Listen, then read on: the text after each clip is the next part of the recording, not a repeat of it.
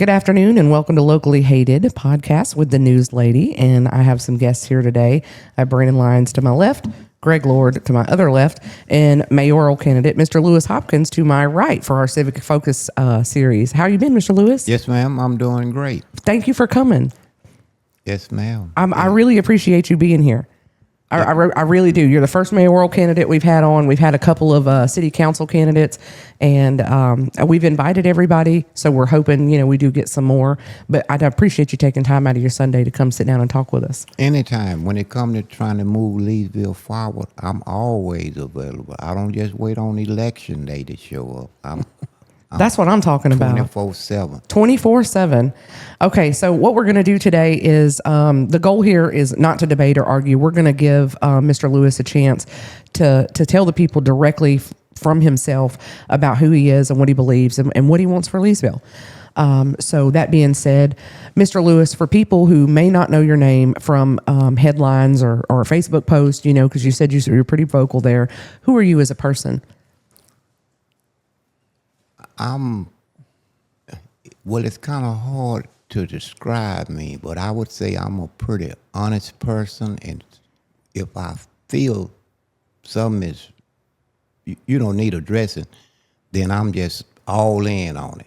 I'm just all in. No sugarcoating. No sugarcoating. No Okay. sugarcoating. All right. Well, did you grow up in Leesville? I grew up in Leesville. Okay. So you grew up, and which school did you go to? I went to Vernon High. Okay, that was when it was segregated. Right. And that was the Lions, correct? In 69. Okay. I graduated in May of 69. Okay. I got deep roots from here. That's what I'm talking My about. mother is Fanny Conley. Okay. And what who is She from Anacoco, from the Self family. Okay. And when they come from Anacoco, they come to Leesville. All right. So born and raised here then. Yes, ma'am. All right. So you've been here your whole life. Would you say that your mom influenced you as a person? Or who do you think influenced you the most?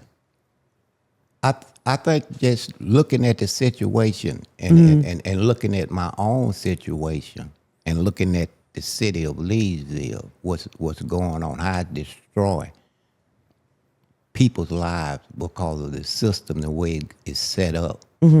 Rather than to help the people, everything is looking at they enrich themselves rather than do the right thing.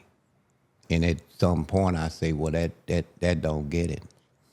That don't get it. So that's why you chose to get involved and run for office. Yes, ma'am. Okay. Yes, ma'am. All right. I can get down with that. So what was Leesville like when you were younger? Leesville was just a corrupt little town. Just a corrupt little town. So would you say, in your opinion, retail wise, store wise, et cetera, we have grown as a town? No, ma'am. You don't think so? No, ma'am. When I was a little boy, they had 4 grocery stores up in District 2. Really?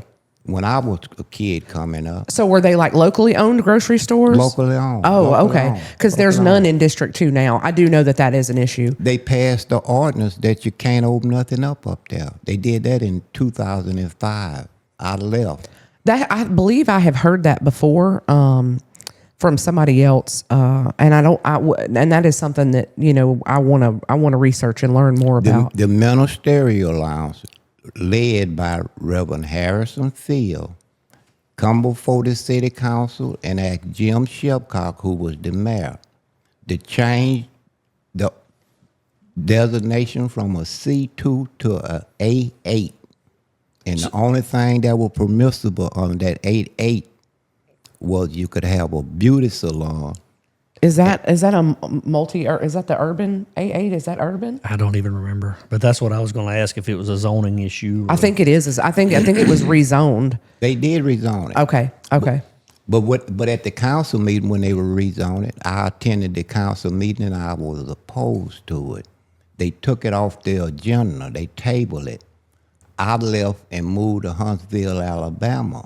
The next month, it was back on the agenda, and they passed it. Did they ever say why they rezoned that? Or is it well, they had designated the area as a blighted area, I got you. and they was getting money. They was tearing houses down, Oh, was it? burying the houses and destroying the land and everything else. Okay. But they was getting federal money. I got you. A bunch of crooks. Okay. So what year was that? That was in 98. Okay. All right. So in 98. Okay. So at the time, you're saying there was 4 grocery stores in District 2. Yeah. Okay. Leesville, Charlie Jones, over there by the Sibley's. Isn't that what that building used to be right before you cross the railroad tracks when you turn? Hunt's. That was Hunt's. Was that right Hunt's? There. That was Hunt's right there. Okay. And that was a grocery store as well? Yes, ma'am. Okay. Yes, ma'am. All right. So what are some of your earliest memories of the town? Like Such as? when you were a child, or, do you have any fond memories, like, just growing up in Leesville, or, did you play any sports in school or in I played football, and I played basketball, and I played tennis. Really? Tennis? Yeah, I played tennis. Oh, okay. I didn't know they had a tennis team. We went to state. Wow. I didn't know there was a tennis team. I just recently, in the last 10 years, learned about the Vernon Lions. I wasn't aware of the history of all of that. We didn't lose a game. 2 years, we didn't lose a game. I have heard that was a very competitive sporting. They had a very competitive sports at that school. So Where was that school located at? that was the On Nona Street, down on the end of Nona Street. Okay. yeah.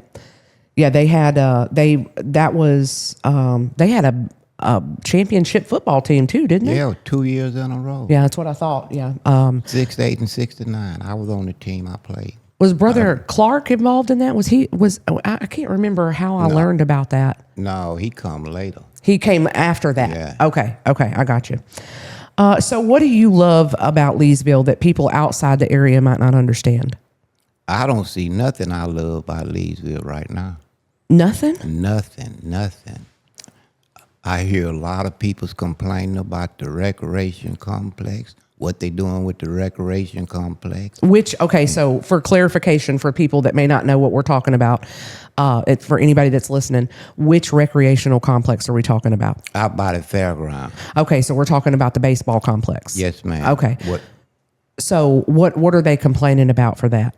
They're not letting the kids use it. It's some kind of program they got that younger kids from 15. Well, so the way the complex is set up is for the tournaments and ball games.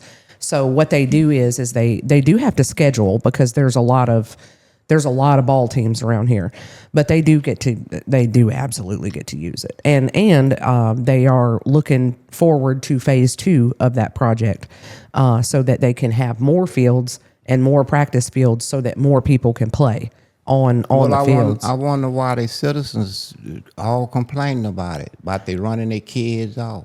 Got down there at the lawnmower shop, Bruce down there. Mm-hmm. They was trying to go out there. They run them from out there. Everybody. Was that recently, or? Yes, ma'am. Okay, I'll have to check into that. I haven't heard anything about that, so I don't want to mislead anybody. But my daughter practices out there twice a week, and we have our games there, and they have tournaments there. So I'm not 100% sure, but I do know that they only have 2 practice fields. So that may be one of the hangups, but they are hoping to expand that to more practice fields. So that will be helpful for scheduling wise. Because you only have so many fields, and there's all these ball teams, so there may be a lot of scheduling conflicts.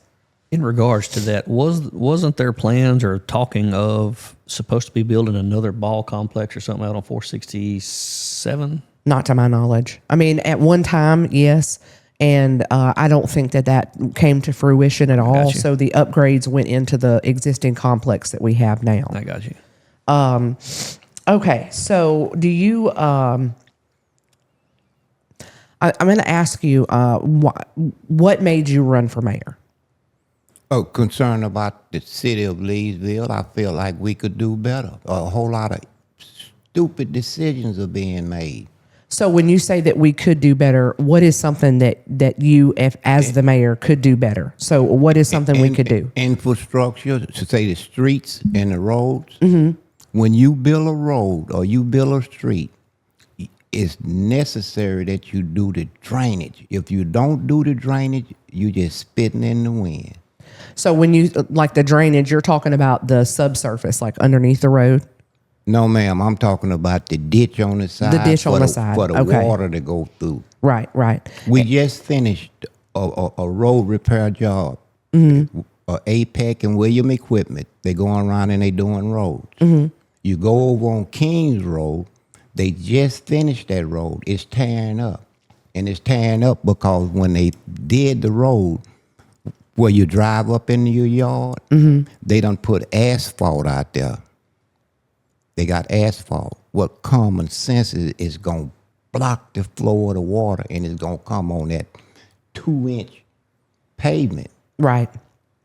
They don't put enough pavement down to start with. So you think that when we do the roads and we're going through with our contractors, we need to make sure that our contractors are following through to make sure the drainage is proper. Build them right. Build them right. Build the road right. If we ain't got enough money to do but 1 mile, let's do a mile.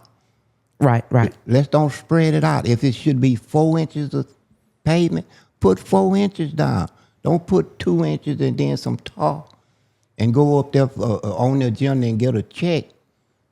Right. Fix the road. So you're talking about from like the road to the driveway, like the drain off, the drop offs from the road to the driveway. Is that what we're talking about? Yes, ma'am. Okay. Well, if they got engineers, they got enough sense to walk down. I'm not an engineer, and I can pass by there and say, well, this end is messed up. This shouldn't be like that. Right. And then when you finish your project, you're supposed to have somebody to come there and see if it conforms to the regulations with your contract. Okay. If you get paid to put in this, like sidewalks where you're supposed to put in for handicap, you get paid for that, you put it in. We did one down on the street. I come to the council and argue that they should have done it right. But they wanted Pat William. It did the work. They don't want to do it. They paid the money, and figure I'm crazy. So what happened with Nona Street specifically? Because I may not be familiar with this. There you go. That might be a little better. What was the issue with Nona? They were supposed to be putting sidewalks down from Vernon Elementary on out back up to 171. How long ago was that? That may have been before my time. Yes, ma'am. I think that I think I kind of remember when you was running with not Robert Rose, Rick Allen. Well, yeah, because it was 4 years ago when I ran the first time. Right. So it was prior to that? Yes, ma'am. Okay, so that's probably why I don't know. I didn't know what you were referring to. So what do you think Leesville needs the most right now? Citizen participation. The citizens need to get involved and hold our leaders accountable. Do you think that, in your opinion, do you think that is? Do you think that the government needs more work on that end, or the citizens do? Well, it's the citizens. You think they're not involved enough? They're not involved. They don't come to the council meeting. Right. And whatever they do, they just do it. Another example.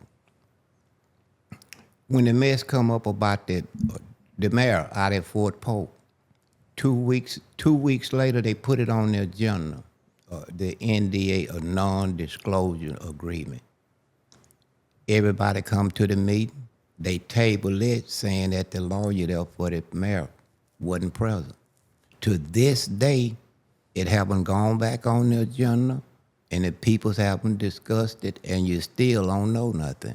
Okay, That's so not right. For clarification on that, for people that may be listening, so what you're referring to presently is a lawsuit that took place in 2020.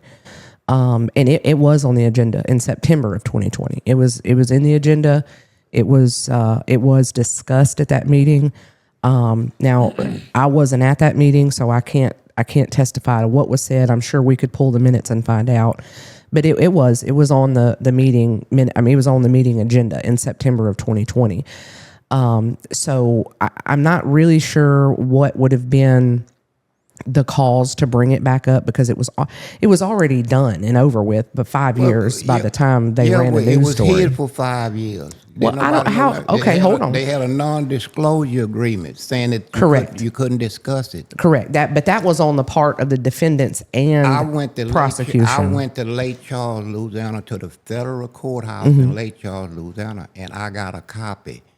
Had nobody heard nothing about it, it was under the rug. The city had it under the rug. Well, okay, so if it's on a public agenda, I'm not sure how it could be under the rug on the city's part.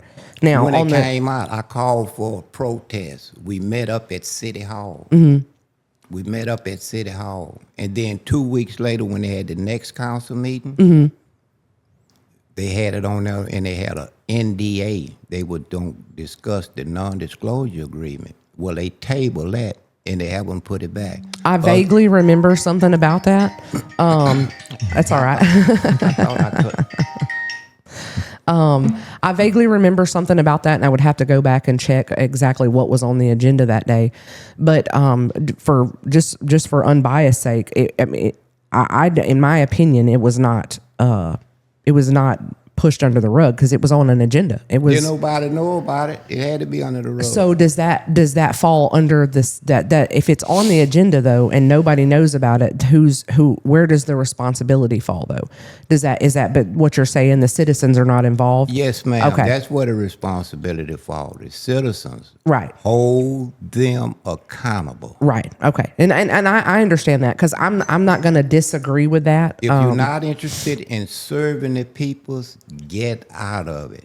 Right. If your heart is in the wrong place, get out of it. And that I completely understand, because a lot of times what you'll see is when you go to public meetings anywhere, there's just not a lot of people there.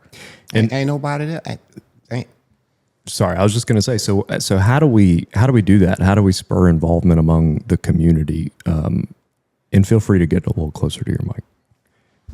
There you go. Yeah, There just you go. move it where you need it. It'll go. Yeah. Well, the community is disenchanted. You talk to everybody, they tell you they ain't gonna do nothing. They ain't gonna do nothing. They ain't gonna do nothing. At least everybody I talk to, and everybody's seeing the same situation. And you're talking about the they as the city. They talking about the city. Gotcha. They talking about the So you city. think it's like a lack of faith from the community in Kind of a why are we going to say anything if they're not going to do anything type of thing, maybe. And what you say me, I helps a whole lot of people. I make pretty good money, but I don't have nothing. I got kids that I take and send to college, help them with the school and stuff. People don't know what I do. I don't do it for show. I do it because I feel it. I come back here in Leesville, don't nobody know this, but we got records of it.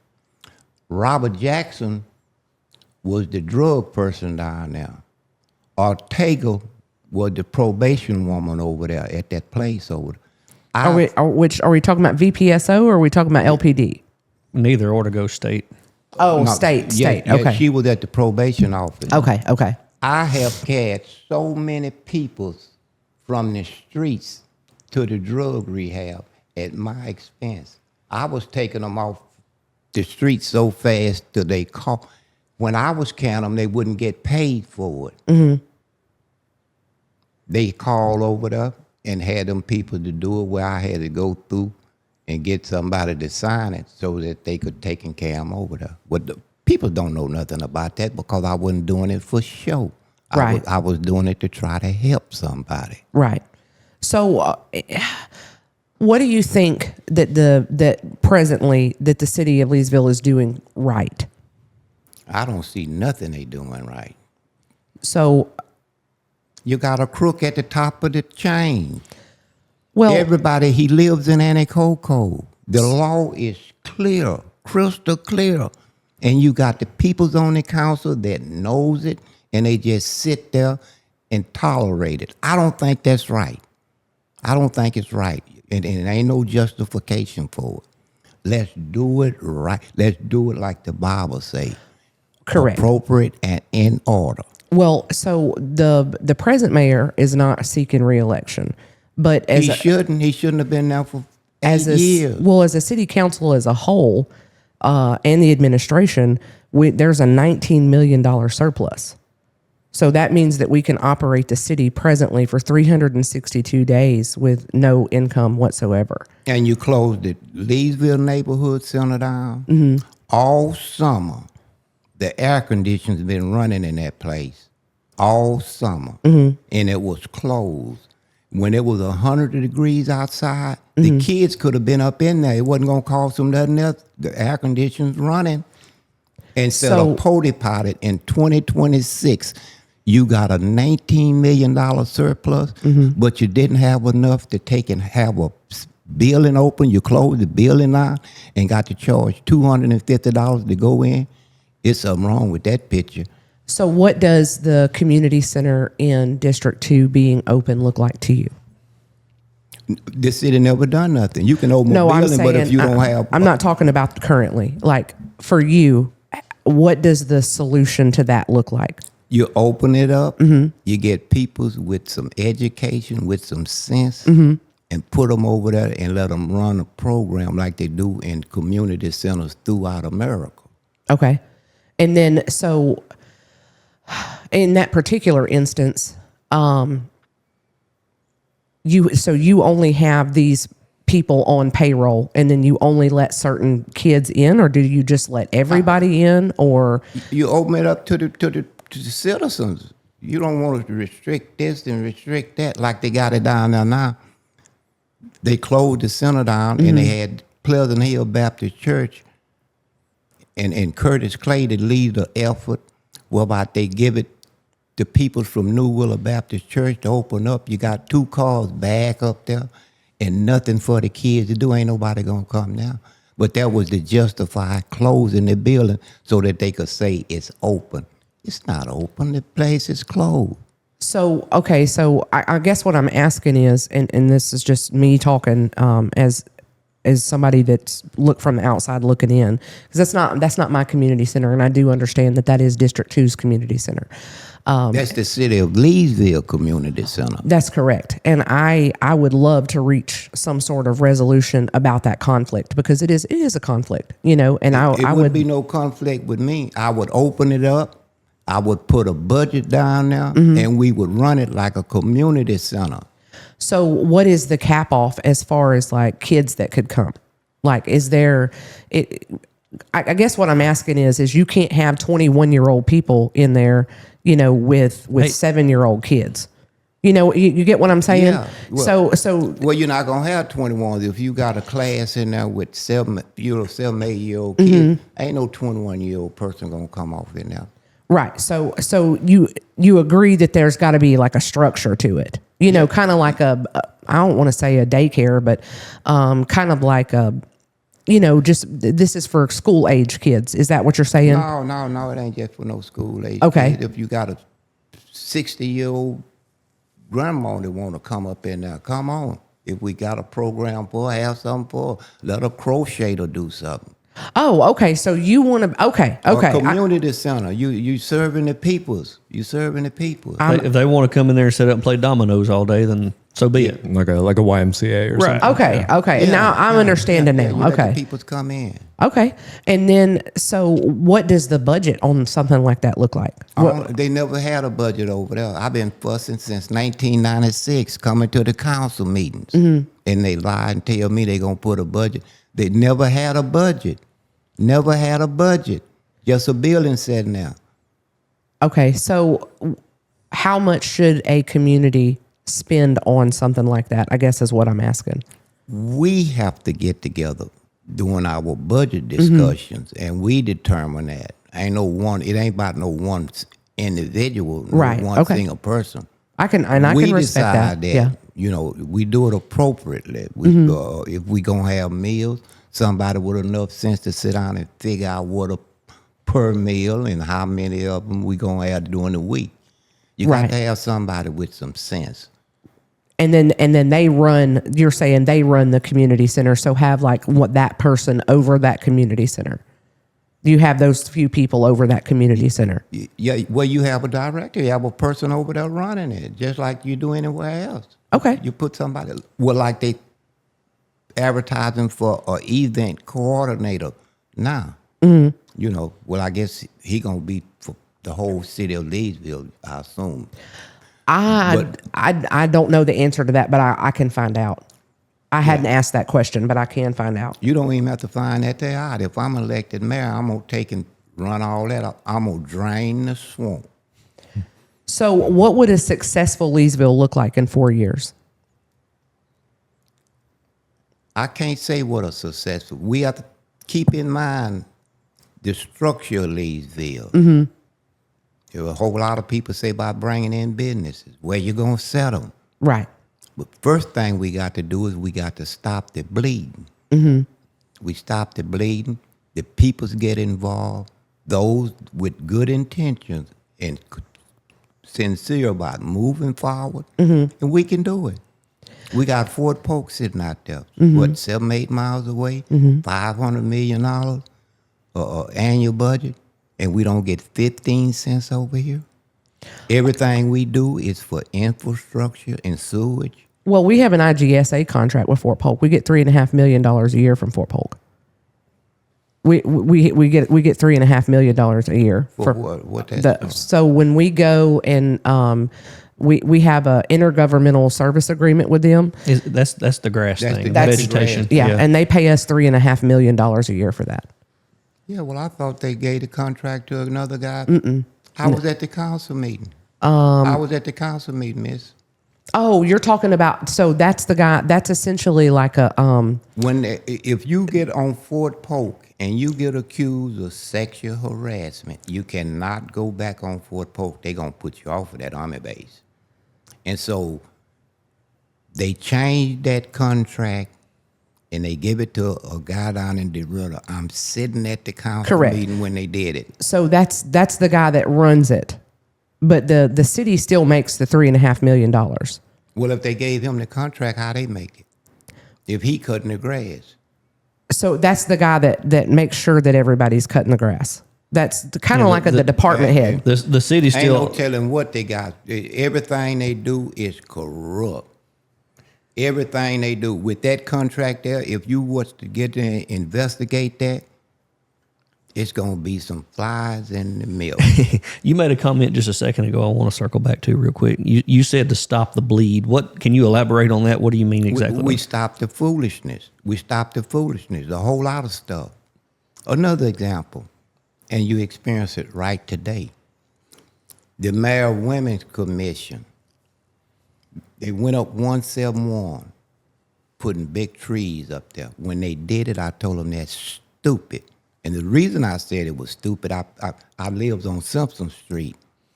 And right there, I comes up under that railroad track, crossing. The hill is like that. Common sense tell you, if you plant a tree there, it's going to tumble over in the road. Eventually, probably so. I said, that don't make no sense. What are they doing that for? Lo and behold, the big trucks coming in with cars, coming out through there, they scratching that stuff up, and then somebody gonna be responsible for it. That's right. But they didn't have, they had some money. You know, trees are expensive. They had some money to waste, so they bought trees and planted them on the side of the road. Now they cutting them down. But when Louis told them from the start, I was crazy. I was crazy. And they know it because, see, when I say I was saying it, it's on Facebook and they all complaining about me because I'm telling them the truth. It don't make sense. Can we talk about your career a little bit? Like what I'm just curious to know kind of what from your career over the years you think will kind of give you the ability to implement this stuff, because I think we all agree that we need common sense in government, but it's one thing to say it and then it's another thing to do it. So what do you think has prepared you to actually do it? Studying, reading, community development. One thing, this little bitty town here don't have a community development office. We need to have a community development so that they can work with the economic development. We don't have that in this city. Okay, so when you say community development, what specifically are you talking about? Community development. Like, that you have an office of professionals there that understands community development. so Basically, like our own local economic development board is what you're talking about. Community development. Yeah. The charter allows it. You got a position in the Leesville charter that allows it. So, but on a personal level, what has your career been? Because I know nothing about you, to be honest. Yeah. And I'm just curious to know. I'm a licensed electrician and a AC Gotcha. technician. And so you've done that for how long? 30 some years, I guess. Are you retired or are you still working? I'm still working. I got kids. I'm work. I don't have to work. Well, yes, I have to work, but It makes it easier. I could do without working if I wasn't trying to help some kids. I take care of some kids in other places, and I don't miss a beat. I get up on the house, get up in the attic, Right. I still work. Well, if it's a fair question, you answer it if you want to. If not, tell me to kick rocks. How old are you? I'm 74 years old. Really? I'm 74. I wouldn't have guessed that.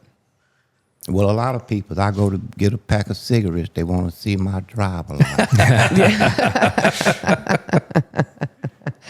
Okay, so I want to talk about for a moment. I want to circle back to the community center because I know that the community center means a lot to District 2. That I know that community center has always meant a lot to District 2. And for people that are not part of District 2, is there a way that you can kind of shed some light on why it is so important over there? Why that community center is For kids, it's important for kids. At one point, well, I guess it's what they did that a year ago. When the school bus come down there from Vernon, what that Vernon Middle School, I think it is. When that bus, you would have two buses. They stopped, you'd have 40, 50 kids up in there, but nothing to do because they didn't have a budget, didn't have nothing. The East Leesville Baptist Church over there on 28, they would bring some hard sugar cookies because the church was doing it. They didn't have to do that. But they would bring sugar cookies, and Leroy that was running the place would go over to the dollar store and he get, the little different color juices, orange, red, and white, different colors. And that's what the poor kids would have. Well, to me, I look at that. I don't live but 50 feet from the community center. And then I look at the news and I see what they're doing in Alexandria and everywhere. Poor kids come, they give them a brown bag so when they go home, they know the parents ain't got nothing. right. You think that it's like a center, the community center is like a maybe a sense of normalcy for them and, like a place where they can, play and do things like that and just and do things like that. Okay. Well, you had a Dunbar library there. They say they closed the library. Well, that comes up on the Curtis Clay and the police jury. But the reason that they give for closing the library wasn't but two people's coming in now. Well, if it ain't but two people, you don't stop them from coming. It's the library. Why would you close the library? Let them two kids come to the library. Put some computers up in there. Yeah. You got $19 million in a budget. Well, what would be some things that you would like to see brought to the community center for the kids to do? I'm not a director of stuff like that, but I think it would be appropriate to get somebody in with that type of training and let them design different. Education, have some education off in there where you can teach the kids something. And then kind of keep them busy, but you try to, the main goal is to try to teach them and save them. Right. Give them something to do. Go ahead. Go ahead. I was just going to say, and I don't know if this is later on in your No, you're good. notes, but so my wife and I don't live in this. We live right here. We don't live in the city limits, so we can't vote in this particular election anyway. But I'll tell you my hesitation if I were voting in this election. I've seen on Facebook, and various things that you've said, basically stuff to the effect of, I'm going to get in there and fire everybody. Now, how do... I didn't say fire everybody. I said I'm going to ask for resignations. Okay. On these boards and commissions. Okay. The Planning and Zoning Commission, you got a person that's the chairman of the Planning and Zoning Commission. The Planning and Zoning Commission. Now, Annie Marbury. Right. And she don't know how to screw in a light bulb. Look, I'm all for shaking things up, but if I'm a voter, how do I know that you're not going to get in there and burn everything down without a plan? If you get in there and just axe everybody and don't have anyone to replace them, you know what I mean? I'm just speaking from a third party view. That would be my hesitation as a voter. So I just wanted to. If you got a police department, with common sense, you got to have a police chief. If you got fire hydrant, common sense, you got to have a fireman. Mm-hmm. So if I fired one or got rid of a person, it's going to be that we can get a better person. Improvement. And if we got the ones been making stupid decisions, well, we don't need them on the boards and commission. Let them do some work. Let us see something. And I quote Donald Trump, what the hell do they have to lose? You look at the city. We can do better than what we're doing. I agree. I would, it tends to be that I see you making a lot of just like blanket statements about, let me ask you this. Do you think everyone in positions in the city right now need to be asked for their resignation? Or is it just, do you think there are some people that are doing a good job, like you would keep? Any person that sit up and vote to spend $299,000 and then say that they didn't know what they were voting for, they need to be gone. They should have been ran off the day they did that. Any person that do that. Okay, but those are elected positions. I think we're talking about paid positions. The actual employees. The actual people. Oh, no, you don't get rid of. I see some of them guys, say from Public Works down there. I see some of them guys. In fact, I've gone to the city administrator and say, call them people in the rain. They was out working in the rain. Yeah. You think I'd fire one of them? Yeah, I think we have a really good... I have personally went to Miss Patty down there by Walgreens. I say they got them out there working in the rain. Yeah. I didn't have to do that. I could have just kept on going down the road. So ain't no way I'd fire them people. Right. I think passed the other day, you had some down there in the ditch. Oh, excuse me. up to his neck down off in that ditch. As far as the boots on the ground crews go, we've got a pretty so good you're group of guys. satisfied with the boots on the ground, as Brandon is saying. Yeah, you see, I you're see them talking guys about with mud from their toes to their ears. I wouldn't fire that person. Right. Yeah, I had seen, what was the city hiring, an events coordinator or something like that. Yes. And I had seen under that post that you said, well, you may as well not hire him because I'm going to get in there and let everyone go anyway, right? We got 3 months to go. Right. In my line of thinking, based on history, everything that Rick Allen doing, if he appoint, why appoint him? You going to be there in June. Lead that up to the new administration coming in. Okay, so you're saying let the new mayor bring in his own people. You get a event. It's 3 months before it. Everything Rick Allen done so far been crooked.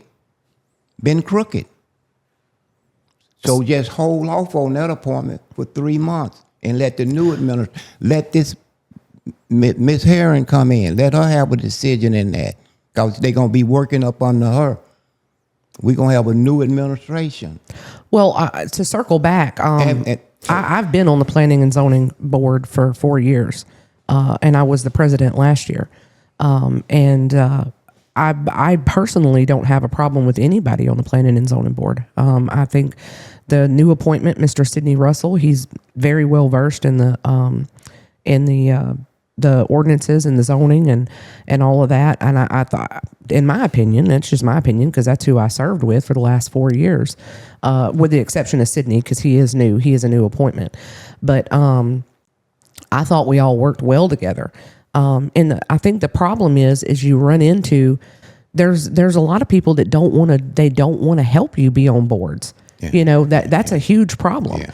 You know, so going in and asking all these people to, you know, step down off the boards could possibly, because I know for sure I have to step off the planning and zoning board because when I swear in. So that's going to leave a spot that nobody wants to fill. You know, nobody wants to step up and do these things. And then as far as like the police chief and the fire chief and those things, they're civil service. So there's a civil service board. Nobody wants to serve on that board. Nobody. I mean, it's tasking. And I'm saying this from experience because I know somebody on that board, and they're there till midnight, you know, with these trials and stuff, and nobody wants to do that. I agree with you 100%. That's what I'm saying about the citizens of the town. Don't nobody want to participate. That's correct. They need to get involved. You need to get involved. So I agree with what you're saying 100%. Yeah, I mean, I feel like the people that we have now, do I agree that there are a lot of the same people on these boards? Yes, but it's because they're the only ones. They're the only ones that that'll do it. Yeah. You know, and that's the problem that we're running into. And I don't think it goes back to anybody being crooked or corrupt or anything. It's just a matter of about 40 or 50 of us trying to help. I agree 100% with what you saying. Nobody want to participate. Ain't nobody. The citizens correct don't want to get involved. Correct, because there's about to be a planning and zoning vacancy because of me, because I have to resign because I know because I'm going to be on the city council and I can't serve both. So then that creates another opening, and there's already boards that have 3 and 4 openings that nobody wants to fill. You know, so I don't necessarily think that anybody needs to resign from those particular positions, but but I've gotten to know all of them. If I'm elected, Annie Mulberry, she the chairman, she going. I'm gonna get rid of Annie Mulberry. Well, I love Miss Annie, and I think she does a great job. I've served with her for 4 years. I go to a house and do electrical work for her, but if I'm elected mayor, Annie Mulberry gone. Well, so how does it look if you can't? Okay, so when you have 2 people off that board, okay, so I'm going to give you that scenario, right? I'm going to be off the board, and you're elected. So you're now down to 4 people. And when you take Annie Marbury off that board, you don't have a quorum. Which means you can't do business. So you cannot do business. That's where you're at. I mean, that's going to be, you don't have a quorum anymore. So that's where... When you remove one, like Donald Trump removed Christian Norm, he put somebody else in. So I guess what I'm asking is, do you have people that you feel confident would be able to do those things and would be willing to do them? Because that's the problem we're running into now. Yeah. You know, like if you just go in and remove people, then you don't have anybody to replace them. And then you don't have quorums, and then you get backlogs on rezoning or, you know, whatever the case may be, whether it's civil service or the historic board, you know, and these are legitimate problems we're facing right now. Yeah. I mean, on a national scale, you got people jumping to, you know, fill those positions, but that's not the case here. No, so I guess that would be, and that goes back to my thing where I would be hesitant, you know, as a voter, because it's, and the Miss Annie, I don't know Miss Annie, but why would you get rid of her? I would get on the planning and zoning board. I would get rid of her because I don't think she know nothing about planning and zoning. Why is that? And she's a preacher. She's a preacher, and not saying some preachers don't know, but this lady don't know nothing about no planning and zoning. So how would you go ahead, Greg? Yeah, I was just going to say, how would you change planning and zoning? What is wrong? And not necessarily, you know, we don't have to talk about Annie specifically, but with planning and zoning in general, what do you see is wrong right now?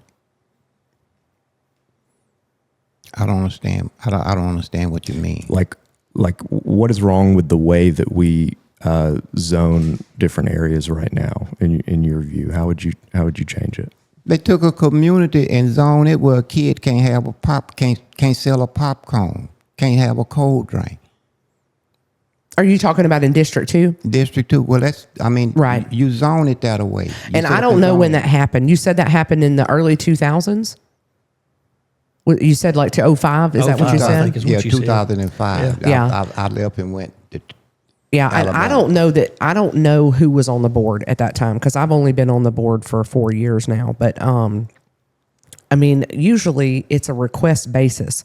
So what would happen is if that's how they zoned it at the time. the ministerial allowance. Reverend Harrison Field requested it. Right. So what would happen now is whoever owns the property or purchased the property, what they would do is if they wanted to do what you're talking about, any kind of commercial anything, then they would come before the Planning and Zoning Board and request a rezone. That's how that would work. That's how it works inside the city limits anywhere, Now- not just in District 2. Would that then have to go be approved by the council? That's correct. Okay. Yeah. We would look at the Planning and Zoning Board would look at your, like, let's just say, at your house, if you wanted your house, somewhere near there's zoned residential and you wanted to build a business next to it, but it's zoned residential, you would go to the city and you would fill out a form and you would say, hey, I want to build this here. And then you would go before the board and you would say, this is what I'm doing. And you show us your plan of work. And we say, oh yeah, we can rezone that as long as it's not bothering anybody, and it's not going to hurt anything. I don't know that. I think I've only ever denied one rezoning request, and it was justifiably denied. So I think the board's very reasonable in that particular instance, but I don't think they just go in, not to my knowledge, and just rezone anything. It's by request by the owner. So those places that were rezoned, They rezoned District 2. They rezoned the whole district. I didn't ask them to rezone my property. I got 3 properties down on Simpson Street. I didn't ask them to rezone none of that. and you're talking about way back in 05? And when they rezoned Yeah. District 2, they rezoned the whole district. It wasn't no, I got to come ask them to do mine, though. Yeah. That's over there. I would have to go back and look and see what the particular I got circumstances. 3 properties. Yeah. On Simpson Street. And they was worried about Havana Street. Oh, yeah, okay. They were worried about Havana Street. But when they did that, they rezoned mines back down on Simpson also. Okay. So in those, as I know it today, and it may have been done differently 20 years ago, but as I know it today, these are everything is rezoned by a case-by-case basis. So I don't know if it had to be rezoned for, I don't know what the particulars were because I think I just barely graduated high school in 05. So I don't know what the particulars were then, but now it's on a case-by-case basis. So if people that own those properties want to rezone them and they want a commercial, they can do that. That's a doable thing. That's a very, matter of fact, I think not too long ago, we had to rezone something. I can't remember what it was, but it was in a commercial district, but it was zoned residential and we had to rezone it commercial, even though it was in a commercial district. So, I mean, those kinds of things do come up, over time and years and whatever happens throughout all those years. Well, is there, circling back real quick, you'd mentioned Miss Annie. Is there any particular instance that's kind of give you a bad taste about her being there, or just overall performance, or? No, not her overall performance. Well, just like Ms. Herring just say, they go up and they do their business, then people's got to come before. Let me get your mic. Right. Let me get your mic. Yeah, there you go. There you go. Just to make sure everyone can hear you. There you go. You're good. Okay. Yeah, so, say, I don't know exactly what she's done, but I know planning and zoning. I think that should be a person that understands some about Has some kind of background in on it. planning and zoning. Right. What say Miss Annie Mulberry down at that church. I lives in District 2. I know the politics of District 2. What all them people doing, I know. Right. I know. I live right there, and I've been involved with it. Say with the politics. I just on different level. I can tell you when they what they did was these little kids, they get in a little bit of trouble. Marvin Haynes and Josh Bush with the city judge, Chris Smith, they wrote a grant to get some money to help him campaign. Well, they get the grant, they get them little bitty kids, the judge send them little bitty kids up there. They walking around with some people's making $18, $19 an hour, messing up them little bitty kids for $18, $19 an hour. They put Leroy Stokes down at the center. Well, when they did that, it was designed to run all the other kids away. And they gonna use it somewhat as a prison. And this is in the 90s you're talking about? Is this back in the 90s?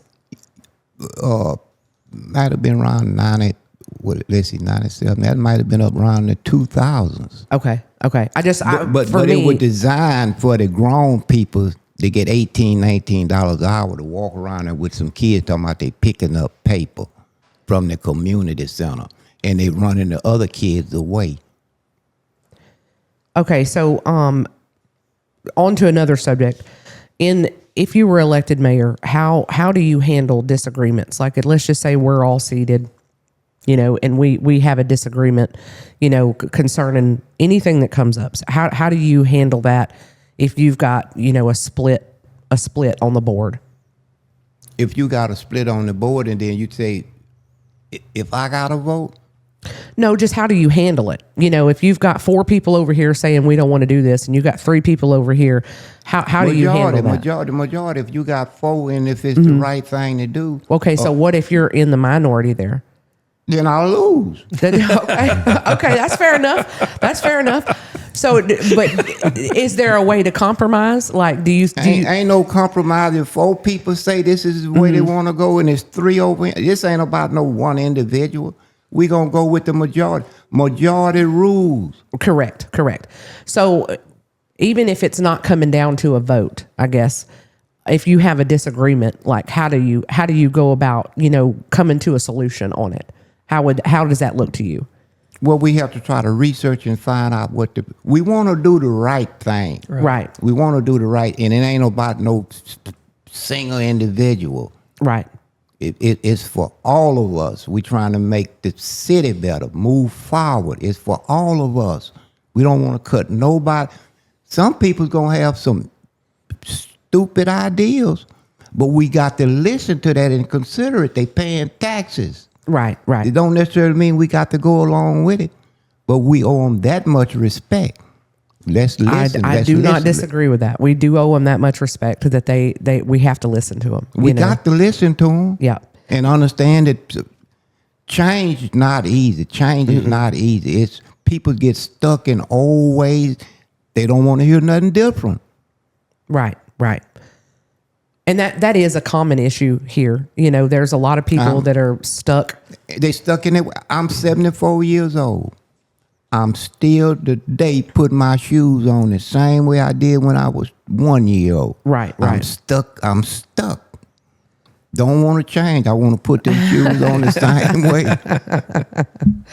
So do you have like, away from the politics side of it, do you have like a local favorite restaurant here, or are you? I eat hamburgers. Do you like hamburgers? Hamburgers. Where's your favorite hamburger from? The cheap one. The cheap one? He said off the value menu. Okay, so do you have like a favorite local event that goes on around Leesville that you like to go to, or? I don't. If I'm not at work, I'm at home. Oh, okay. He said you're an introvert, huh? Well, if I'm not at work, I just come home. Every time I go out the door, it costs me money. That's right. And nothing's cheap. I just seen fuel prices on my way up here. Diesel's over $4 a gallon. Nice. That's great. Okay, so what do you want voters in Leesville to know about you that has not been said yet here today? I want the voters of Leesville to know that I am sincere. I haven't just now started. I've been at it for a while. I don't know why, but I feel like we can do better. We can do better. It's room for a whole lot of improvement. But we got to focus on doing the right thing, benefiting the community. Right. That's what I think. Okay. And I can respect that. We not cutting you off. No, you go ahead. You're the guest here. I don't know exactly what went on, but over on Merchant Street, about 600 feet from the firehouse, that house burned completely down. Ain't nothing standing there but the bricks. Some people say that the fire hydrant didn't have water in it. I don't know if that's Well, true or not. I worked that fire, and I can tell you that's 100% false. Okay. See, because I didn't know, but they say that the fire hydrant didn't have no water in it. I said, well, how the fire hydrant ain't got no water? But anyway, I go out on Entrance Road, they done put that in the city limits, and they out there putting water lines and all that. And when they say this lady house done burned down because there wasn't no water. But now I know one that didn't have no water. Over on Irvine, Lawrence Poland house. I'm very familiar with that fire as well. And what happened with that is it's not so much that it didn't have water, but they were pulling so much water out of it, it overwhelmed the system. And How long ago was that? Oh, that's Kyle was still chief. Oh, okay. So Yeah. then we've made the necessary repairs since. No. To my knowledge, no, I don't know that to be No, true. no, but- no, they ain't made no repair. We had a meeting at the Sun, and Rick Allen come up there and say that they had to get a 6-inch pipe or something to come through there. That pipe ain't never come down through there. How long ago was that? It's been a while. It's been while. quite a few years now. It's been a while. And They that's ain't- something they we can repaired it. circle back to and check and make sure that, that Right behind the school, you got a lift station right behind the school. You say next month, the peoples that live right up in there, or Haynes Drive right there, you'll be smelling it. You'll be smelling it from that right behind the burning school over there. Didn't like that. The people done complain. Let me get you on your mic. People done complain about that for 30 years. Now, I will say this in regards to that hydrant. They're going. Hydrants run off of a 6-inch line, so that's going to be an expensive upgrade. Plus the installation of the hydrant. Hydrants are anywhere between $2,500 and $8,000, so it's a very expensive upgrade. I'm not saying that's the holdup. I'm just Well, they may have been looking at the price because what you got 3 houses. Got about 3 houses on that street. Right. There. and the lift station you're referring to is over there on that's where you're referring to over there. It's on Pine Road. Okay. It's right behind the school over there. And when it get hot, you gonna smell it everywhere. I Okay. say, but they way out on Entrance Road, they doing lift stations and all that. Look like the Bible say you get the law out of your eye before you try to get it out of somebody else. So we fix that lift station here in the city limits. Then we can go out 10 miles.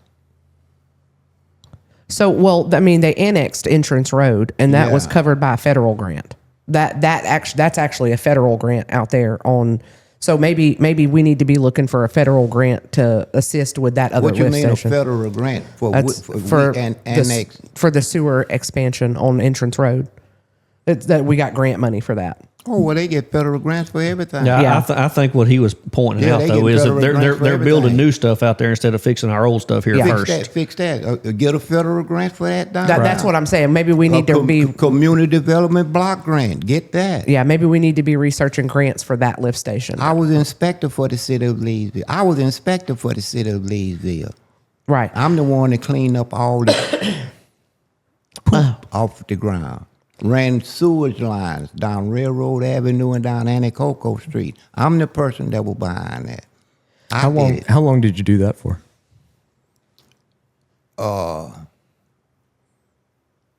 I want to say about a year. When was that? When I can't remember exactly. That had to be around, been a day or two ago, huh? yeah. Well, might have been 2007. I can be more precise. They still got the, when they doing them projects, they put the billboards up. Yeah. And you go down the Texas Highway 8 there, and right there to the right, well, they done pull a little building there Roy from New London and put a little building right there. They still got that sign up there. Okay, Still got so the sign up there. what areas do you think deserve the most attention in the coming years? Like if you were to be elected in the next 4 years, what areas would you focus on? Leesville in its entirety. I would request that each council member from their district get focused on improving their district. We come together, we discuss it, and we work to make Leesville better. So, in your opinion, and this is my opinion. I guess that's why I'm asking your opinion. Do you think that the rundown, abandoned properties are an issue around here? Yeah, the rundown stuff could be better. Yeah. But once you get everybody involved, and then the people, we all concerned, we all gonna do it. Then we move forward. I think we'll get a lot of help that way. Okay. I believe we get a lot of help. It's gonna take all of us. It's gonna take everybody. Yeah. And we can't, I think a lot of people don't understand. We can't be arguing. We have to agree with each other, and we have to be civil with each other. Yeah. I think a lot of people misunderstand that. Civility yes. is the thing. Just because I don't agree with you, don't mean we have to hate each other. And that seems to be the norm these days. If we don't agree on something, we hate each other automatically. And that's just, you're not going to make any progress like that. Well, they say what the Democrats and the Republicans. If you're a Democrat, you go with the Democrat. You're a Republican, you go with the Republican. Right. I'm a kangaroo. If it's right, I don't care where it's coming from. I'm going with whoever's right. I agree. I don't think we should be divided by party lines. I don't like partisan politics. If it's right, I'm going with right. It Correct. can be my brother. Right. If it's right, I'm not going just talking about I'm a Democrat, I'm a Republican. I'm going with what I think is the best for the people. Right. So how do you think local government could help bring together, help the citizens get involved? Or do you think that is a shortcoming from the citizens themselves? It's the citizens and it's the administration. You're gonna have different problems. You got people now that they get these old high water bills. One lady in particular say her water bill was $2,000. Well, she can't use that. Obviously, she had a leak in it. Mm-hmm. But when she go to City Hall and try to talk to them, you can't talk to them. Well, I know that for a fact. You can't talk to them people down there. You either do it or that's it. They disrespect. Well, they told her they're going to give her a pay period. Uh-huh. Say you're poor if you don't have to pay for $50 every month. Right. It might take you 3 years to pay for it, but at the end of them 3 years, you don't spend $2,000 for some darn water. That you can't drink it half of the time. But you got to be able to try to help the people. Then when a person ain't used no $2,000 worth of water, don't charge them no $2,000. Well, in those particular instances, that's illegal. What's illegal? If they can't do anything about it. Who can't? The city. Elaborate on what you're saying. What's illegal? So as far as the water is concerned, the metered water has to be charged for. Okay, that's where. Because if they can't credit it back. So what happened in that?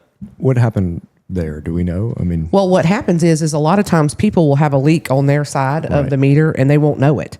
Right. Until they get a $2,000 water bill. Yeah, but if you get a $2,000 water bill, you gonna know that you can fill up a swimming pool. How you gonna have a leak and don't know you ain't got $2,000 worth of water? I've always wondered the same thing, how they don't know, but I'm fortunate enough to never have had to experience that. So I would never want to experience that either. But in those particular cases, they can't waive it because it's not legal to waive it. So that's where I guess that's where the conflict is, and maybe that's why they offer the payment plans, because if they waive it, if anybody waives it, then it becomes a legal issue with the state. So it's not actually their decision, because I've had to inquire about that before. That's the only reason I know that. So if it's a metered water problem, then they actually cannot waive that. Yeah, They can. but that feels to me like a just an unfortunate situation. It is. That is not, not. I wonder, in a situation like that, though, instead of waiving it, could they maybe do it like a discounted rate or something like that? I mean, they're still charging them.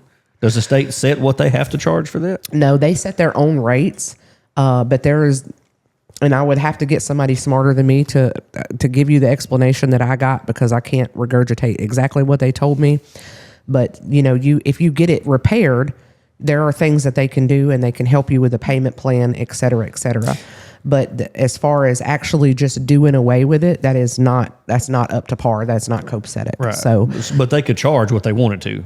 I mean, as far as I'm sure there's a cap on it. They can't get outrageously stupid with it. But well, I mean, could they do it like a discounted rate on say $2,000? Everybody, yeah, $2,000 is a little excessive. I don't want to. But like, how do you navigate like personal responsibility with that too? Because if you have a leak on your property and you just don't fix it, and you don't fix it, then where do we draw the line? You know what I mean? Yeah. Like, how do you, if it's like at the meter box or something, and it's something that the city maintains, it's just post meter, and if it's the city's fault, yeah, the city should pay for that. But it doesn't sound like that was the case in this situation. And so, I mean, if you make one exception for it, then how do you navigate that moving forward? Yeah. You can't just have people just not maintaining their water. I mean, $2,000 worth of water, you got to know that that's happening. Yeah. I mean, you got to see it. Well, that's what I'm saying. You got to be able to see that $2,000 for water. Well, yeah, but that's not the city's fault. That's the person who owns the property, right? Yeah, but I don't know whose fault that is, but I know that's ridiculous. Or $2,000 for a water bill. If it's something leaking in the house, you're gonna be.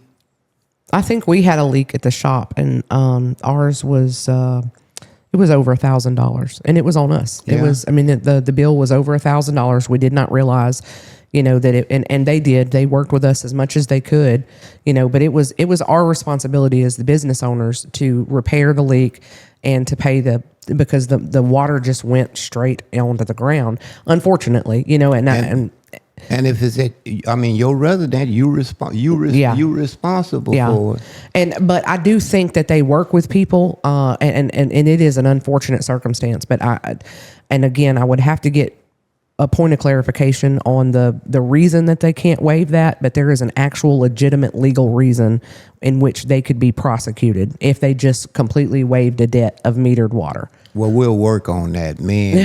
We'll work on that and see if we can't help these people. I know even like if we're on a big fire or something, we've got to, as accurately as possible, keep track of every gallon of water we pump. We don't get charged for it, Yeah. but the water company wants to know, hey, we've seen that we just lost 68,000 gallons of water. Yeah. Why? So we got to try to keep up with all that, Yeah, I think that opens the door to corruption too. I mean, like talking about corruption, drain the swamp. Like, I mean, if we start having to decide, which water bills we waive because someone didn't, take care of the leak on their property, you're gonna try to help the people. Well, yeah, but who decides what people that you're going to help? That's where the problem comes into play. Yeah, Am I going to help my friend Bobby down the street? You don't want to run into if your friend Bobby needs some help on it. Yeah, but that's inherently corrupt, right? You don't want to run into a good old boy scenario. You help the people. You help the people. You help the people. You get in there and you do. You ain't gonna just let people come in and take over you. You got to take and have things in order. But if people's coming in and need, it's got to be level across the board. Yeah. Whatever I do for you to help you, I'm going to have to do for him, whether I like him or not. Yeah, it's a good sentiment. If it's reasonable, you that are serving to help. You ain't there to be taken advantage of. Correct. You want to try to, if you can help. If you can help. Right. I mean, if you can't, you can't. You can't. Right. But if you can help, then you help the people. By all means. If you can't help them, you can't help them. Right.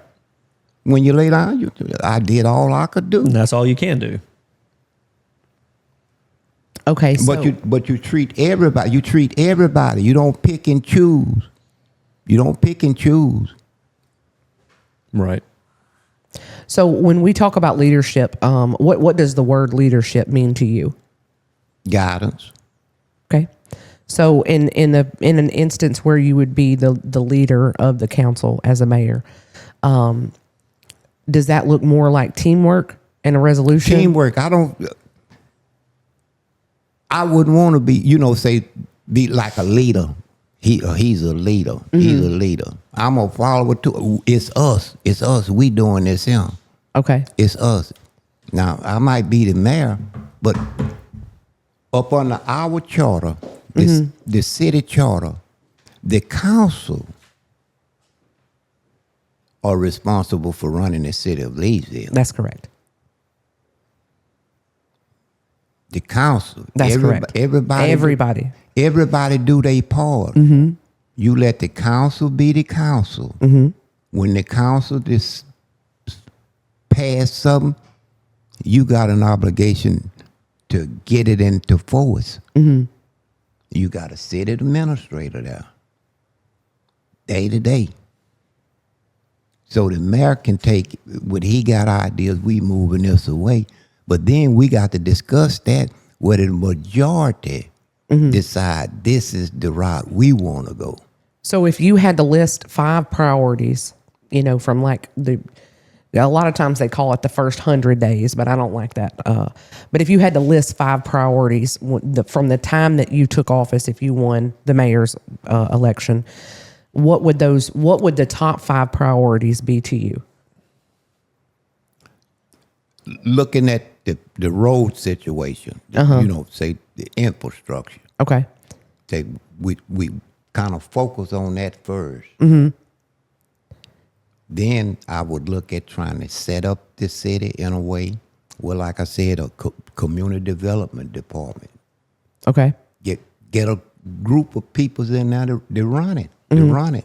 That a way they can sit down and they can look for federal program to aid us. Say they got a lot of stuff Right.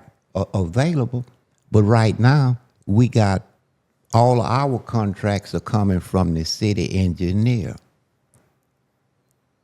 Oh, okay. And Hannah and Fontana up in Shreveport. So they governing it. They writing them. They writing all the grants that's to benefit their interests, but not the cities. So you would put infrastructure and then community development, and then what comes under community development? What you mean? What comes up? Like if you had to list top 5 priorities, we got infrastructure, community development, and then what are the next? Do you have any other ones at the top, or you think we should just focus on those 2?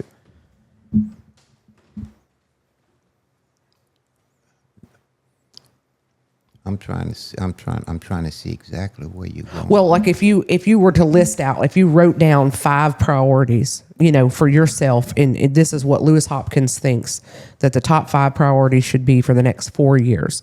So you said infrastructure and then a community development department. Yeah. So do you think that would just be your main focus, or would there be more that you would add to that list? No, I would have youth participation.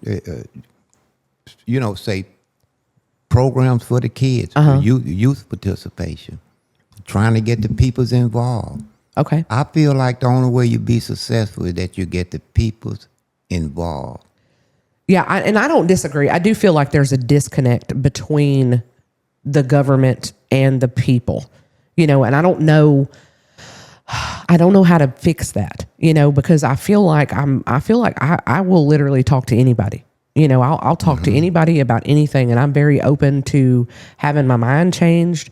I'm open to hearing your point of view about things. I just I don't know how to necessarily. For instance, we have we'll just go with the airport because it gets picked on a lot. The airport gets picked on a lot.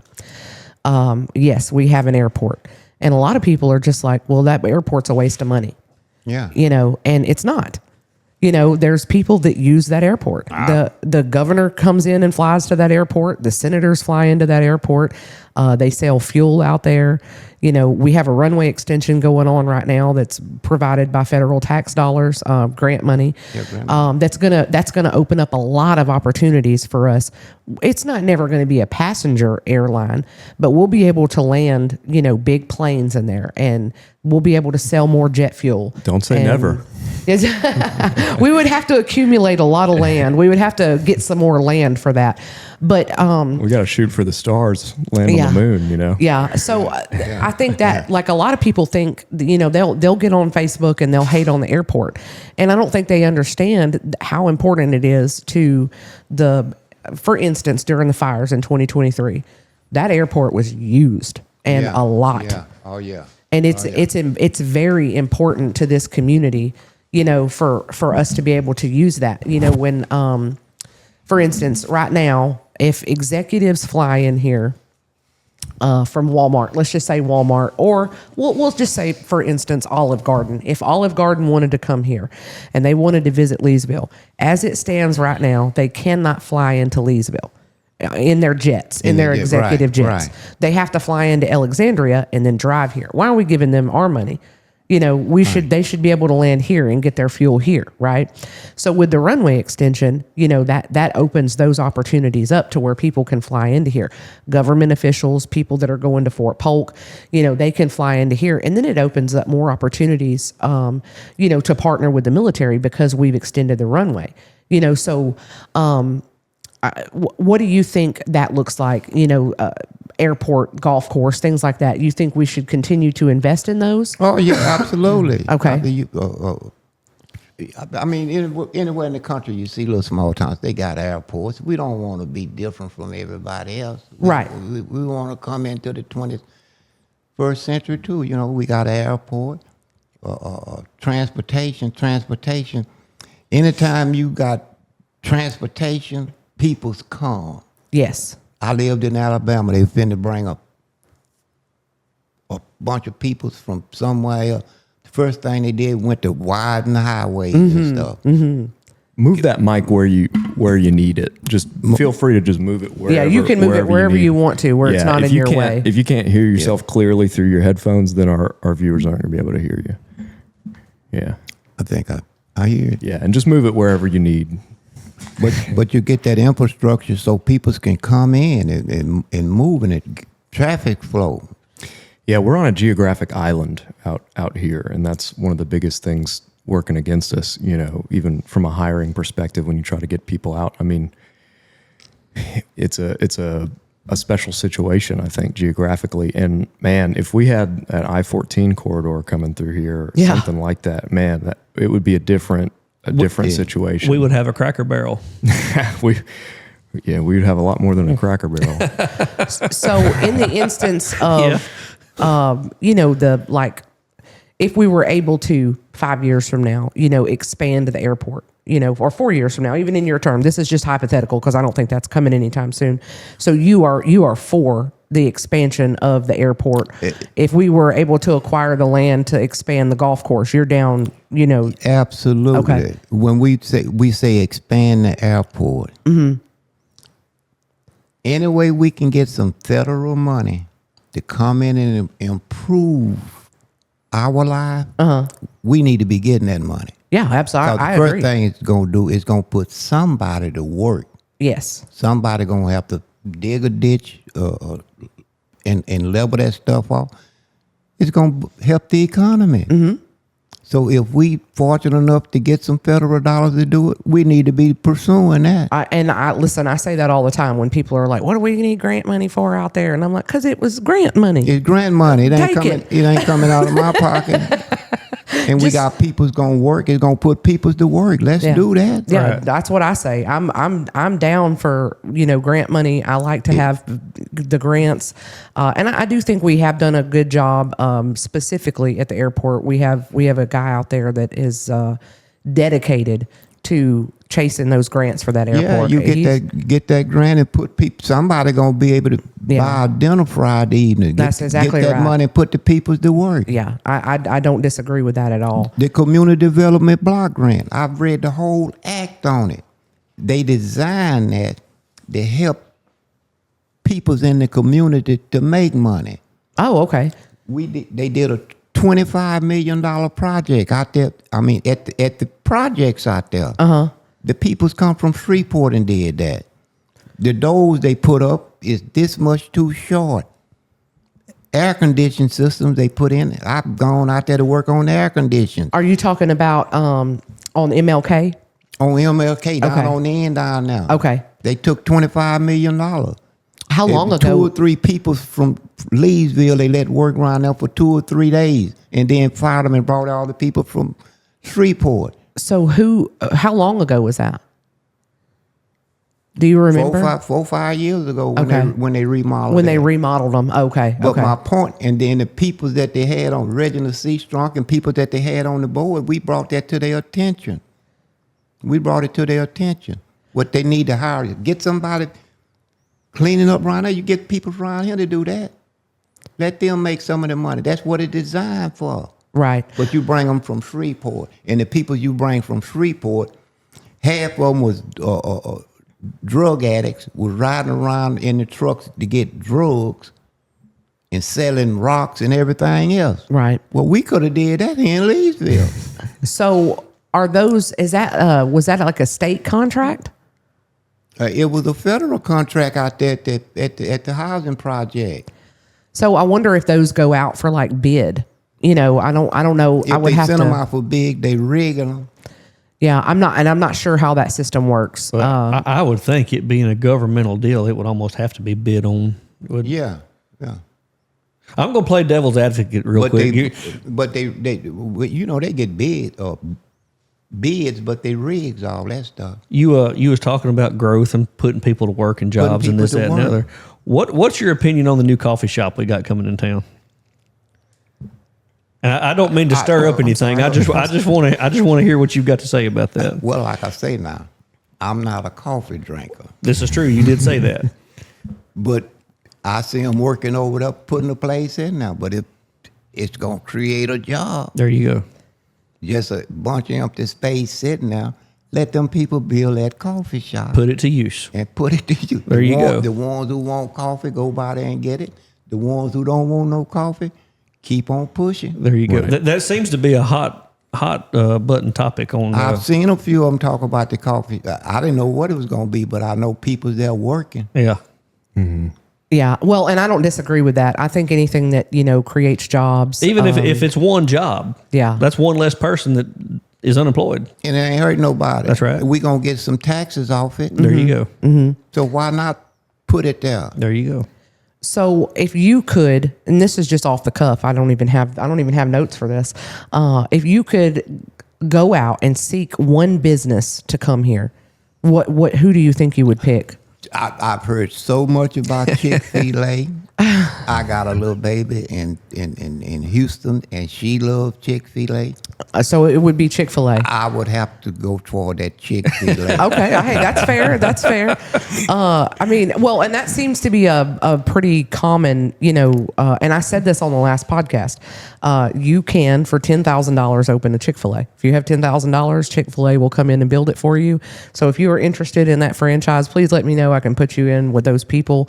Because it's $10,000. Are they geographically locked though? Like, because a lot of them, it's like, okay, you could pay $10,000 to do it, but you have to apply still, and they have to accept you. You It's have to not apply. just- They have to accept you, and then you have to share 15% of your gross Right. revenue, and everything else is 50-50. But I don't even think they're going to let you do it, right? If it's not They have gonna to be come enough here and do a study. population. Yeah, Okay. they have to come here and do a It'll study. be another population survey. That's correct. Yeah. Yeah. And like you're saying, landlocked. The way we boxed in, it ain't a whole lot we can do. So do you think that we should expand the city limits? It Do you think we should annex more inside the city limits? Because we're losing population. yeah. But we'd have to design, say, look at the place where the best directions we want to go for growth. Right. So does that, okay, so this is a controversial question. So does that include combining with New Llano?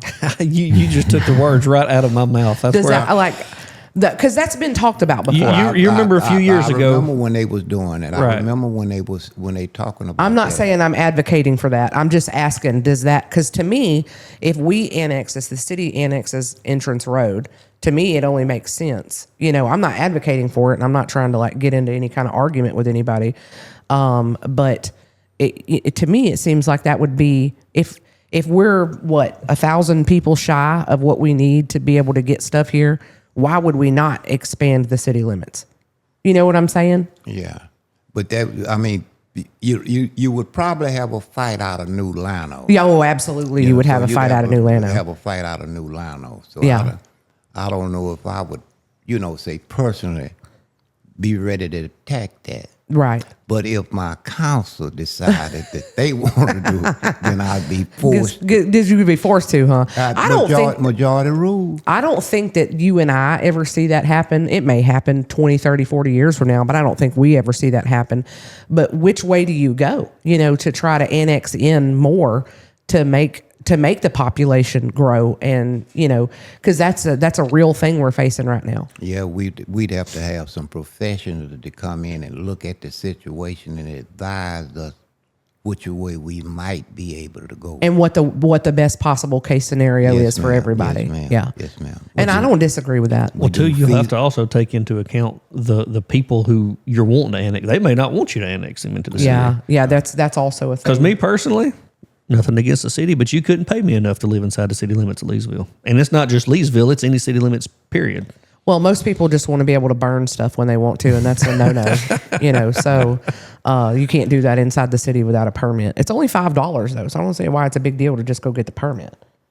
It's a lot cheaper than the ticket that you're going to get for burning without a... I'm just saying. To me, I just think that like everybody sees the problem. Everybody sees that we're losing population. We don't have anything here to retain anybody, right? And everybody. But when you try to bring stuff, though, you get all the... Right, but when we're like, hey, let's annex these people in and make the population to where we can get stuff, then they don't want to do that either. Right. So I don't really So know. all these big chains... If they don't request to be annexed, then I don't think you... I think you can go out and petition it, but they do. It comes down to their vote whether or not they want to be inside the city limits or not. So I think that happened with the Morris place up there. Yes. It comes down with the Morris place when they're building that market basket.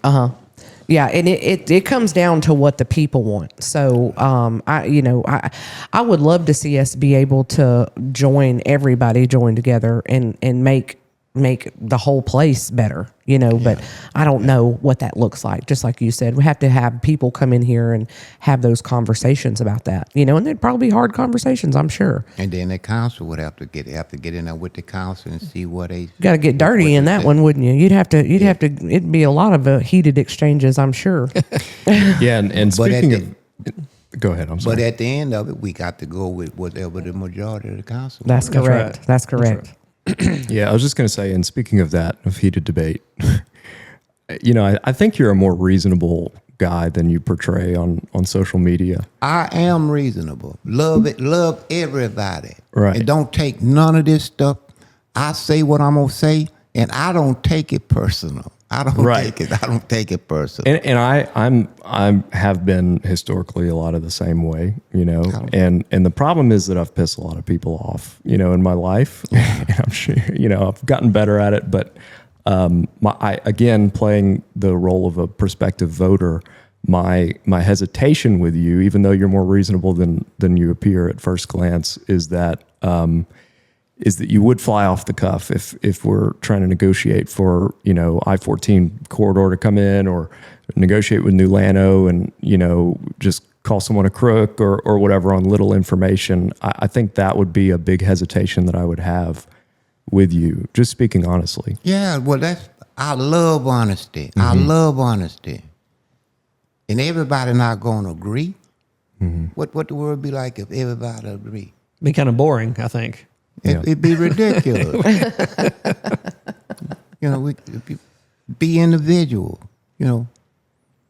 What Galen say during the Christmas episode? Be your own man. Yeah, be your own Be man. your own man. Yeah. You know, But what would you say to voters that might have the same kind of reservation that I do with that? I mean, how would your behavior, you think, as mayor differ from when you're trying to negotiate with people and come to the table with people that maybe you don't like or you have a negative opinion of, that some things you can't change. yeah, I mean, but that's right. But it's not with me. You might not like me, but if we here for a common cause, let's take that out the way. Once we get that out the way, we can go out. We ain't got to never speak to each other. But when we coming together to do work for the city, it ain't about no likes and dislikes. We gonna do what's right. right. But not everyone has that perspective. Not everybody don't. But I mean, well, you got to understand that we got different people. We got different people, got different ways of thought. Everybody is individual. You do what you think is in your best interest. So do you think that you could approach a situation that's delicate and that where the end result is growth for our city? Do you think you could approach that situation with enough tact to reach the end goal of growing our city and not like grenade it because you say something about someone and call them a crook or something like, I'm just throwing out a hypothetical. If they're a crook, they're a crook.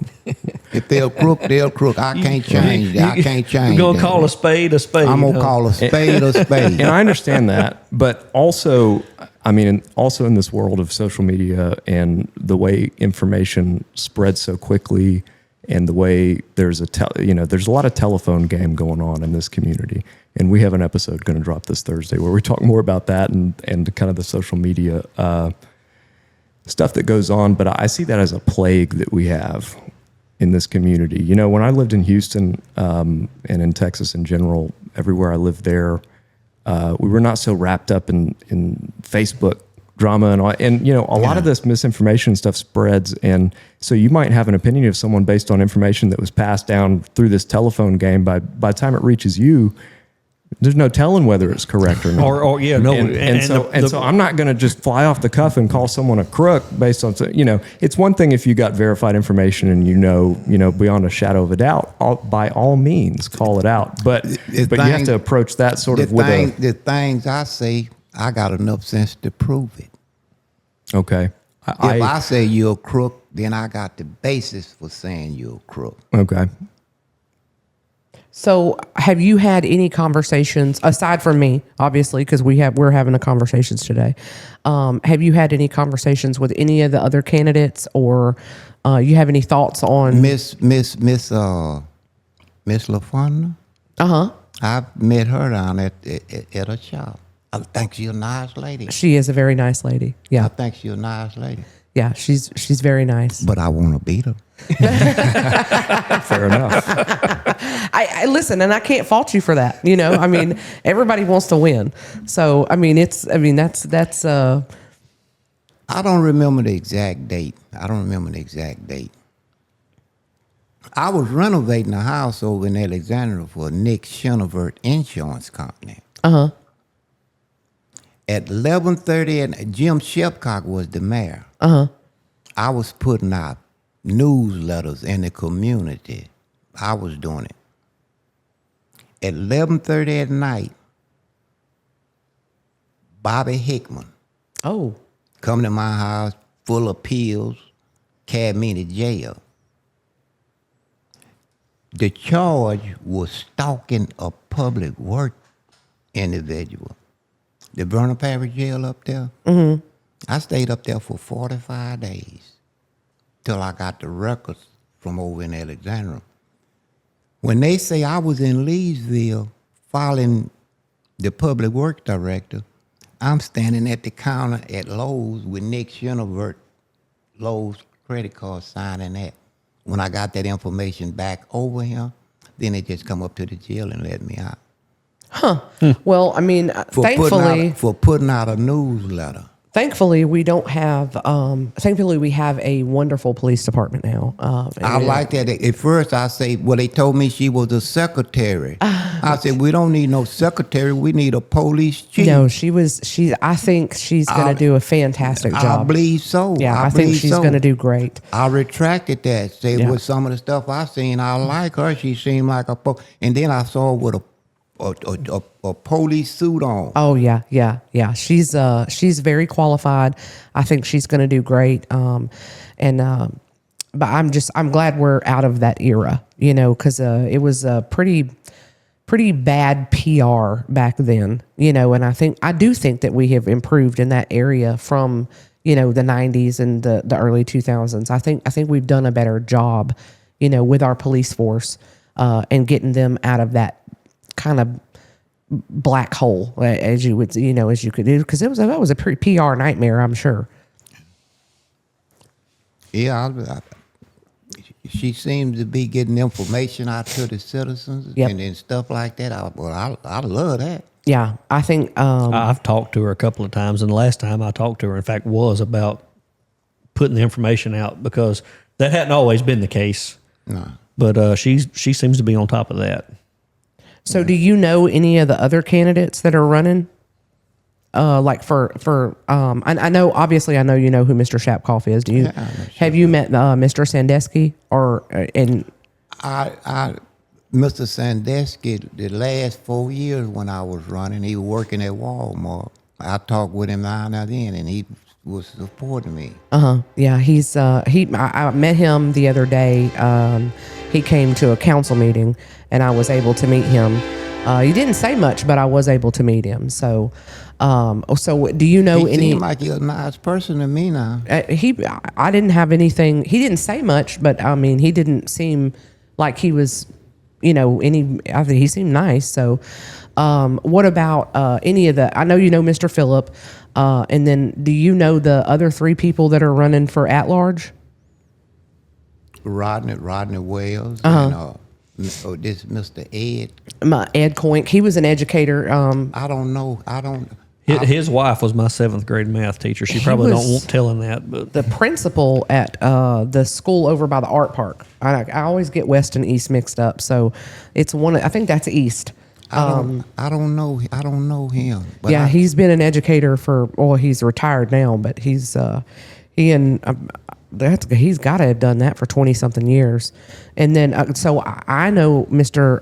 Coink, and then I know Mr. Rodney because he was an educator as well in Leesville. well, didn't he also used to sit on the council? He or was something? on the council. Yeah, he on was. the council. Was he at large the last time? No, he was from District 2. Okay, so he was the District 2. He was on the council, and he and I was the ones that got the sewage up. He was the council. They got, Okay. And the reason they got Rodney out of there, they had my uncle, Sullivan Baptiste. So they put Rodney, they say Rodney didn't do nothing but argue with Jim Shepcock. So they took Rodney, they had Sullivan to run against Rodney. And the big wheels in Leesville, they supported Sullivan. Oh, okay. And how long ago was that? I don't remember the It was exact a date. long time ago, huh? That was right before Steve Kennedy, then Willie Mae. Okay, so I don't remember that's exactly been when it about probably 16 years ago then. But that's Yeah. So what about Mr. Smith? Do you know? Because I don't know Mr. Ham Smith. Uh-huh. Ham Smith. Yeah, I know Ham Smith. Okay, and Now, he's the one that come in the last minute, right? yeah, he Qualified. qualified last minute. Yeah. Yeah, I have not met him yet. I do know most of the people. So Yeah. in District 2, there's some people that are running. Do you know those people as well? I know every one of them. I know everybody. Okay, so so Miss Martina does the Martina Howard. yeah, so she does the I'm stuff with. supporting her. I'm supporting Martina Howard. Okay, so who is Mr. Dexter? Dexter Mingo. Okay, and I've never met him. So I've met him. He's from Shreveport. okay, how long has he know been it. here? I've been knowing him about 5 or 6 years. Oh, okay, okay. And then, so what about? Have you met any of the other candidates, like for district? Because 1 and 4 were unopposed, but District 3, do you know any of those? District 3. Yeah, that's going to be That's Nicole's district. Nicole Ybarra. I've met her. She's running again, and then there's a Will Anderson and Amber Jackson. And we had Amber here. I did meet Amber. I don't know Amber Jackson and the other one, Miss Ybarra. I know her. Okay. Yeah, I wasn't real sure. I obviously I want to reach out to him, and cause I'm kind of the same as you in that respect. I want to get to know people, because whoever gets elected, I got to work with them. Work together. That's right. We have to That's work right. together, and we, get to know each other is the most important thing, and to be able to sit down and have these conversations. Well, just like Philip Hunt. I think he's a dummy, and if he's elected and back on now, then I got to work with a dummy. But you got to work with him. I got to work with That's him. right. I got to work with him. So already, I mean, that harkens back to like what I was just saying is like, you say that about him, and then He let's voted say- to spend let's say you- $300,000 and didn't know what he voted for. That's a dummy. Ain't no sugarcoating it with me. Look, I don't know anything about that. I can't comment on that. But just from, Well, from I a know- voter I- perspective, if I vote for you mayor and you become mayor, then now you've called Philip Hunt a dummy, He's a and then you dummy. have to work with him. So how are you going to get anything done with him at this point? I if may you- not get if it you done just- with. I may not get it done with him. Yeah, but you're not then going to be able to negotiate with him anymore. I don't know how Philip would take that. But like, I don't care how he take that. yeah, but you got to care about how people I don't take care that, how right? you If you're take going to it. work with them, At least pretend to care. yeah, you have to. There, I understand where you're coming from, but I'm not. I think it's I'm going not to gonna. make it. I'm not gonna kiss no butt. I'm not. You Gonna don't do have to this. kiss butt. I'm but gonna be honest. I'm gonna be honest and straightforward. I'm gonna be honest and straightforward. I ain't gonna steal from you. I ain't doing none of that. yeah, I'm gonna be straightforward, and I'm gonna try to help the. We can do better. We can do better.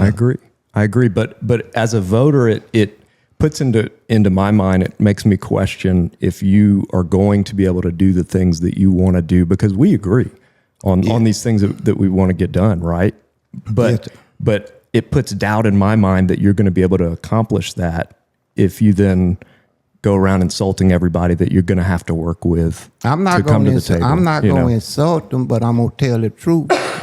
Well, truth can be subjective with things like that, right? So, I mean, it is what it is. You already said it. So, Yeah.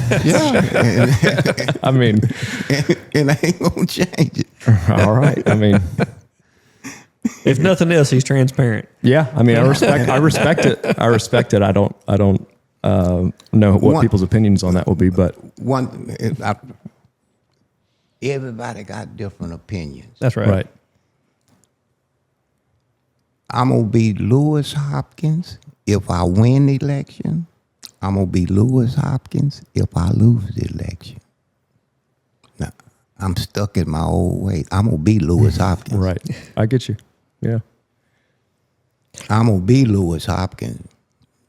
Okay, so another question. So let's just say that during the election or after the election does not turn out the way that you want it to turn out, and you don't win. Are you still willing to maybe help us? Yes, ma'am. Yes, ma'am. Absolutely. I want to see Leesville moving forward. No matter what position you're in. What position I'm in. I want can to respect see that. Leesville going yonder way. We can do better than what we doing. All we got to do is get serious about it. Right, And sit down and don't come up with no wild ideas. right. Let's get serious about it. Let's put the kids at the center of our focus. We might not be able to do nothing for them right now. Let me get you on the mic. Do nothing for them right now, but we build a foundation where we start doing stuff. And it'll be better for the community. We can do better than what we're doing. We can do better. There's always room for improvement. And a whole lot of improvement in whole- Leesville.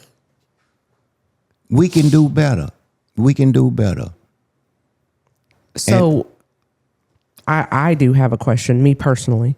So throughout the years of me trying to, get to know people in the community and attending things and, and I do know you said you worked a lot. When they do have events at the community center, specifically the last event I went to was some MLK events. I don't see you there. So are those just things that you don't want to attend? You're not gonna see me there. It ain't nothing but a charade. Okay. You got one time, January the 14th, you're gonna come out and you're gonna celebrate Martin Luther King Day. Uh-huh. Well, that's the preachers, that's the churches behind that. But any other day, Dr. King's legacy was to help people. He was killed for protesting for garbage workers in Tennessee. So you're just not. These preachers went along with Rick Allen. They closed the center down, and they get up there on Martin Luther King. They walk around the road and go eat some red beans. Okay, so you just don't agree with the particular event that's going on. That's Ain't nothing going on but a show. Okay. They ain't doing nothing. They ain't doing nothing. The Okay. place was closed. Do you know that if Dr. King was living, the building with his name on it, that if they'd have closed that, shedding the kids out and go get a potty potty and sit on the side of the fence, Dr. King would have been protesting.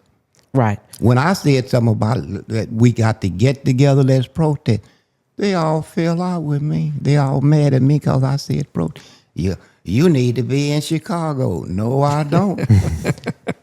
That's just like telling me if I'm over somewhere and ain't nobody wearing shoes and I'm selling shoes, you tell me I don't need to be there? Yes, I do. I need to be right here.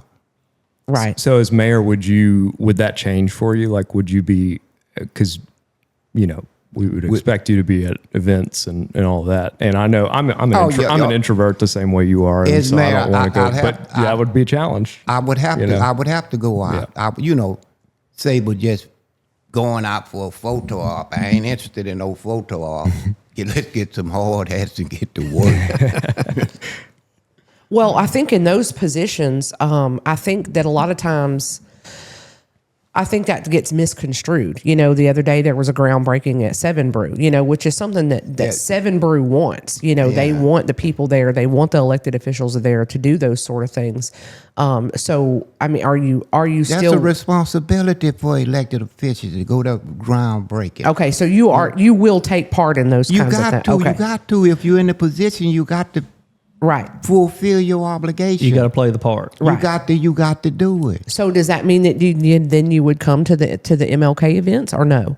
Yeah, because if I'm the mayor, then that charade you got going on, we'll do something better. We'll plan some programs for that particular day. So you think that they should be done better? They can be done better. That goes back to the involvement. Involvement. Okay.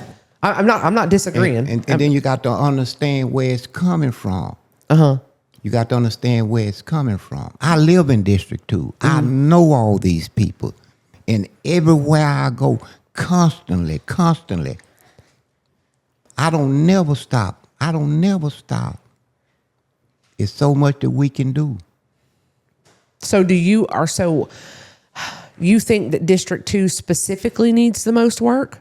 No, everywhere. But I'm saying District 2 because I live in That's District 2. because that's your district. He sees Okay. more of it. Yeah, and I saying get you on the mic. see. What I see. We're going to have to get him one of them headsets to wear. Yeah, we're gonna have to get a traveling microphone. Takes some getting used to. Yeah. So that's just. I'll get it for you. Cut it off. I don't know how to cut that thing off. Let me see if I know how to cut it off. I mashed that button on the side. I can't cut it off. Let's see here. I don't know how to cut it off either, Mr. Lewis.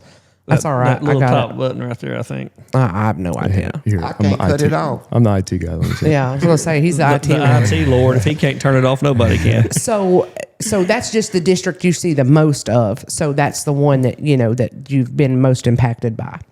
Yes, ma'am. Okay, I can I was appreciate gonna put that. I was going to put your phone on do not disturb, but I think it needs your pen It's to, okay to do that. I think I turned it down. So Okay. All right. Good deal. well, that's all the questions that I have for today. Do y'all have anything else? I don't have anything, me personally. Show me how to turn it. Uh-oh. Oh, you're good. You're good. Mr. Lewis, I cannot thank you enough for coming and talking to us today. I really do appreciate it. And I'm hoping, if you know the other candidates, we have reached out to them, but if they want to come on, just tell them to get in touch with us. Yes. Yeah. To plug the show once again, we're an equal opportunity show. We want everybody, all the candidates to come on. Yeah. Hit us up. And I mean, we'll hit you up before, if Yeah, you, if we did. but- We finally got a hold of Mr. Lewis. Yeah, So, yeah. if you know any of the candidates and they want to come on, you tell them to come on. And honestly, I mean, I'm wishing the best of luck to you in the next election. Yes, ma'am. I'm gonna be hard to beat. Are you going out knocking on doors? I'm gonna start next. I don't get my signs until Thursday. Oh, okay. And once I get my sign, then I'm gonna start walking. I'm gonna walk to every house in the city of Leesville. Well, don't forget to vote. Early voting is in April, and the actual election day is on May the 16th. May the 16th. So that'll be the day, that Leesville decides who their next mayor and city council are. So again, Mr. Lewis, I appreciate you so much for being on. ma'am. Thank you for coming and talking to us. And we don't want just after the day they vote, then that be the end of it. Vote and stay engaged. Stay engaged. Stay engaged. I cannot. I agree. I completely agree. I couldn't agree more. Stay engaged. All right. Well, that will wrap up this episode of Locally Hated, and we will see you on the next one. Thanks, everybody. Okay.